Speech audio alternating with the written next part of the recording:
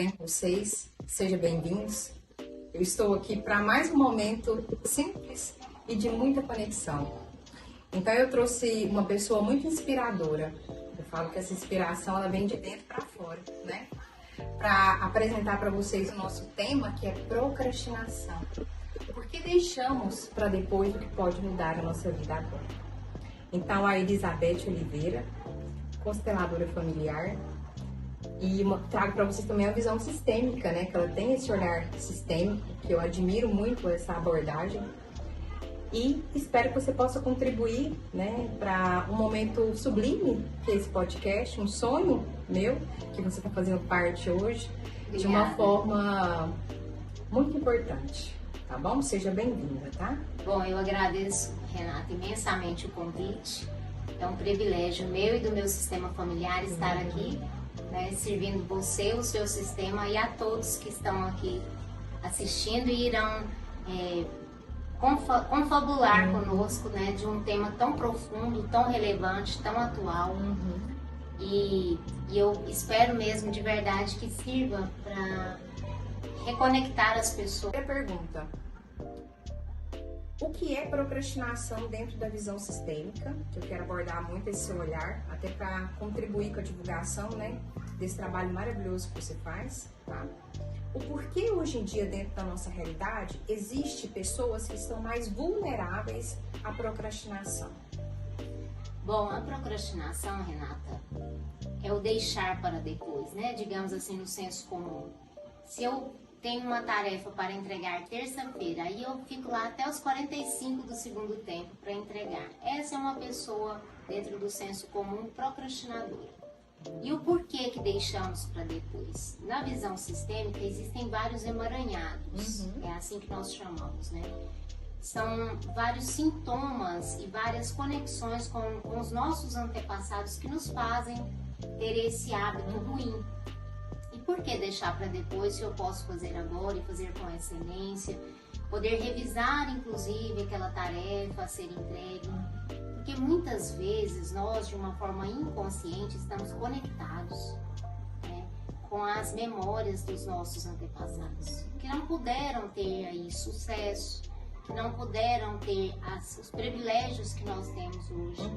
E aí eu, enquanto pequena, descendente de uma linhagem que não pode ter, eu me sinto culpada em ter mais. Então eu, de alguma forma, eu me saboto. E como eu me saboto? Deixando para depois. Então, a máxima é essa, mas existem muitas nuances, principalmente ligada ao pai e à mãe. Se o seu pai não teve o sucesso que ele gostaria de ter tido, você também vai ser leal a esse pai. Então você também não vai conseguir ter o sucesso. Porque se o meu pai, que é maior que eu, não conseguiu, quem sou eu para fazer isso? Então você começa a ter esses processos ligados ao não, né? Ao menos da vida. E aqui dentro da visão sistêmica diz muito sobre repetição de padrão. Na igreja as pessoas falam sobre maldição hereditária, né? E dentro da psicanálise fala sobre compulsão a repetir.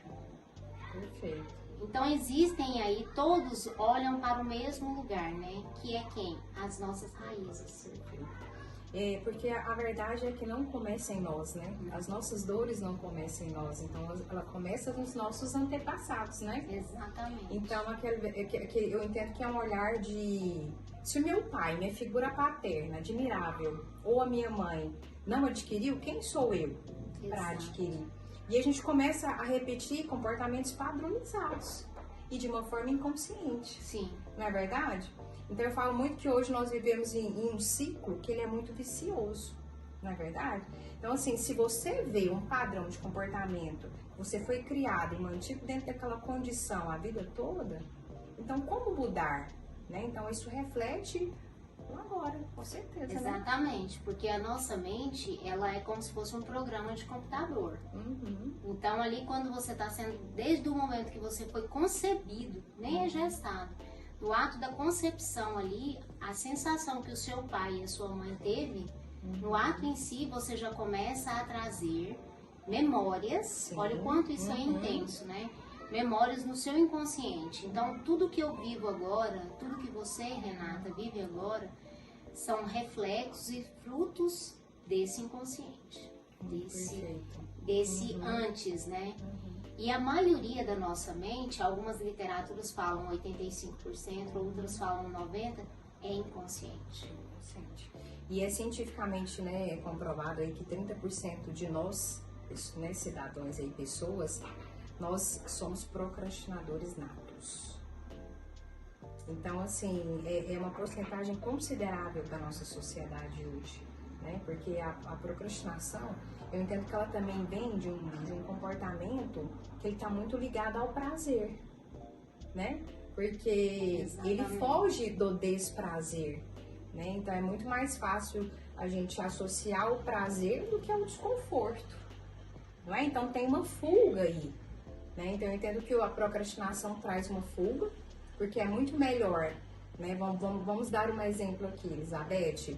É muito melhor eu ficar olhando o feed do que ter que realizar um relatório, né? Eu tenho que fazer uma página de um relatório aí de, vamos supor, de 50 páginas. Então é muito mais fácil eu entrar ali, como se diz, uma dopamina falsificada, né? E ficar ali, às vezes uns 5 minutos que dura ali 1 hora no Instagram, pensando que eu tenho 2 dias para entregar o meu relatório. Né? Então, a gente vive se recondicionando e um processo de sofrimento e de energia é tão grande nesse ato que a gente para pensar, a gente gasta muito mais energia procrastinando do que tentando realizar a ação que deve ser realizada para mudar a nossa vida. Exatamente. Não é verdade? E tem um exemplo que eu dou também, um adolescente que estuda para um vestibular, Elizabeth. Um adolescente que estuda com a mentalidade de que eu vou estudar no vestibular para formar para um curso, por exemplo, qualquer, advocacia, direito, medicina, e eu vou ser alguém promissor do que alguém que estuda só para passar na prova. Então isso aí traz aí, como se diz assim, uma conexão de um propósito também, que é muito importante, né? Exato. Viktor Frankl fala muito da procrastinação versus o propósito, né? Que sem propósito e sem saber os porquês, né? A gente faz as coisas sem o sentido das coisas, a gente vai procrastinar, porque não tem sentido, fica sem graça. Não tem alvo, né? E, infelizmente, eu vejo assim, além de ser terapeuta, eu também sou professora e então eu lido muito com essa faixa etária, né, de crianças, adolescentes, e são assim, como tem muitos estímulos muito acessíveis, esses meninos e meninas, eles estão se perdendo. E isso vai gerando, além da procrastinação, outros sintomas maléficos, né, que vão adoecendo primeiramente a mente, mas depois a alma, a essência, porque eles vão se tornando ansiosos, eles vão se tornando, além de procrastinar, como você acabou de dizer, sem um foco, sem uma esperança. E aí você vê que é como se fosse uma cadeia, né? Que vai puxando uma coisa, vai puxando a outra. E aí quando você para olhar, você percebe que toda essa cadeia aí de malefícios, de hábitos errôneos, geralmente vem também desse sistema familiar. Com certeza. Então você vê que uma coisa vai... É como se fosse um grande quebra-cabeça. Perfeito. A procrastinação também, ela pode ser considerada como um vício, né? Infelizmente. E ela se torna muito comum para quem procrastina. Por quê? Porque tem muitos sentimentos envolvidos, né? Tem emoção, tem um sentimento de culpa, tem o estresse, né? Tem a baixa autoestima. Exatamente. Eu queria que você falasse um pouquinho disso para nós. Então, a pessoa que tem a tendência a ser procrastinadora, tem esse hábito, geralmente ela vai buscando desculpas, inclusive, né? Justificativas para o seu próprio ser, para estar ali naquele hábito. Então, não, mas se eu tenho tempo, eu vou fazer isso. Ela vai buscando coisas, né? Por exemplo, uma pessoa que senta para estudar e ela tem a tendência a ser procrastinadora. Então, ela senta, começa a ler ali, de repente ela, não, vou só beber um copo de água. Então, ela já levanta, vai lá, bebe um copo com água E aí, de repente, ela já distrai, vai olhar pela janela, vê um pássaro voando. Então, a pessoa busca, como você acabou de dizer, né? Busca meios de estar naquele movimento que ela já está condicionada mentalmente. E aí chega no final do dia, a tarefa não foi cumprida e aí começa toda uma gama de sentimentos. Nossa, mas eu não... Aí ela começa, né, a se culpar. Mas eu não valho de nada mesmo, né? Por que que de novo eu não consegui? Por que que de novo pra mim é tão difícil? E aí entra, inclusive, num papel de vitimismo. Perfeito. E a vítima, né, já dizia Bert Hellinger, ela não quer solução, ela só quer um aliado. Né? E como eles se tornam vítimas, né? Eles se tornam vítimas de si mesmo, né?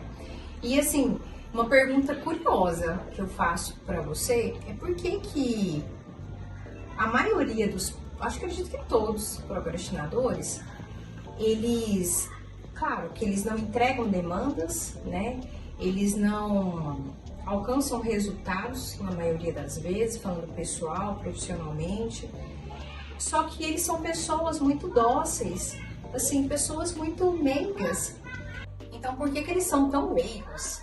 Ao ponto de gerar em nós um sentimento de culpa. Como se, assim, um exemplo, nós enquanto papel ali de responsáveis para cobrar uma demanda e cobramos essa demanda para o procrastinador e o papel é invertido. Você se sente culpado. Exatamente, né? Por quê? Olha só, presta atenção. Inclusive você aí, se tem esse hábito.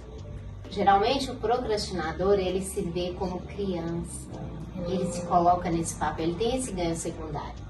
E a criança, ela não precisa ser cobrada porque ela não tem muita responsabilidade. Perfeito. Então ali ele entra no papel de pequeno, eu não era isso que eu queria fazer, coitado de mim, imagina, aconteceu isso, aconteceu aquilo, e aí ele começa a te manipular. Assim como a criança faz, né?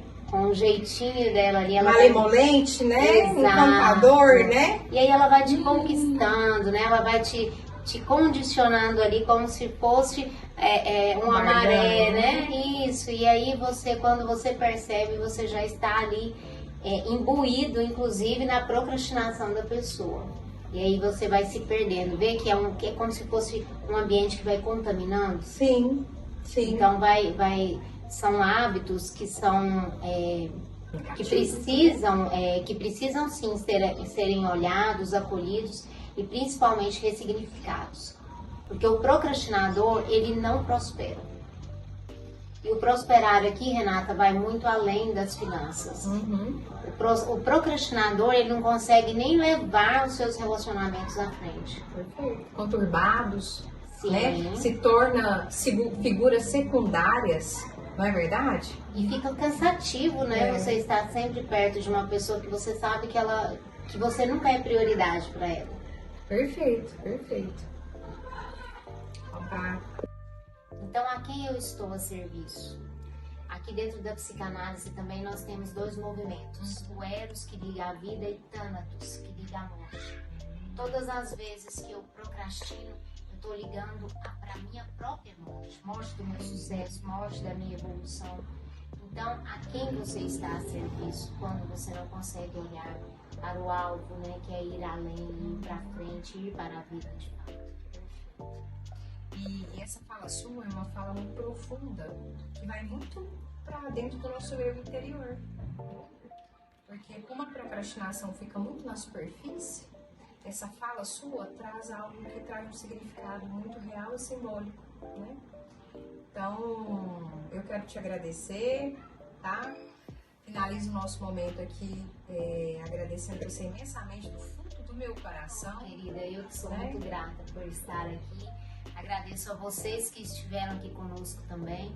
E dizer para vocês que todos pertencem, inclusive os procrastinadores, né? E se você tem vontade de sair desse movimento, é só você dar o primeiro passo. Com certeza. Que é abraçar-se, colocar como prioridade, acolher isso, né? Para que você consiga ir além. Com certeza. E essa questão do ato de procrastinar vem muito mais além, né, do que qualquer dor, né, e qualquer insatisfação que esse movimento traz. Então, ter uma conexão, cuidar de você, né, ter amor próprio, ter esse zelo, esse cuidado.